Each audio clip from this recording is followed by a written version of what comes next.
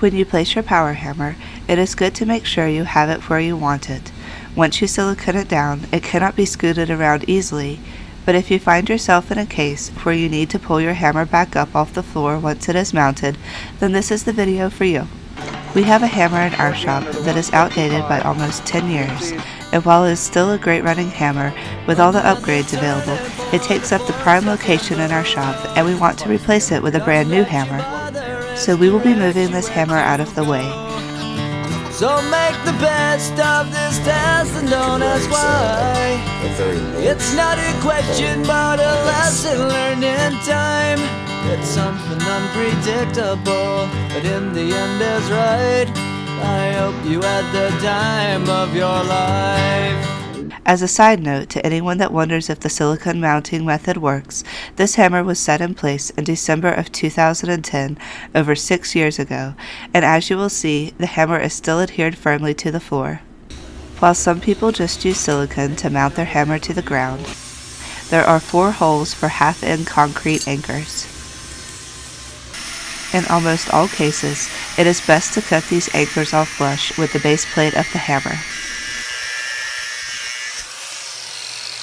Once the anchors are out of the way, you can start driving in a wedge on one side of the hammer.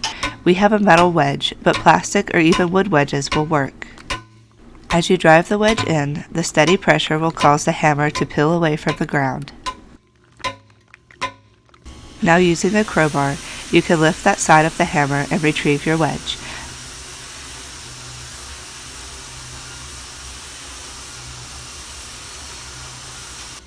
At this point, simply repeat the process on the other side of the hammer.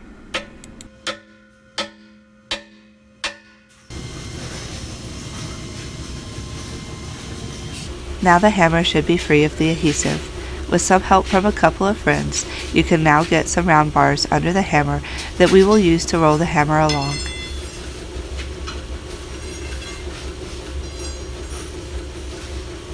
You may have to use the crowbars and a fulcrum to propel the hammer along, at least to get it past the studs sticking out of the ground. But once the hammer is free, it is easy to roll. This method can be used to push the hammer a long distance. But in our case, we only need to get the hammer over to our crane so we can place it on a pallet. The remaining studs can be driven into the concrete and the holes patched. Any remaining silicone can be peeled away, and if any persists, acetone can be used to help break it free. Thanks, and subscribe to keep up with what is new with Blue.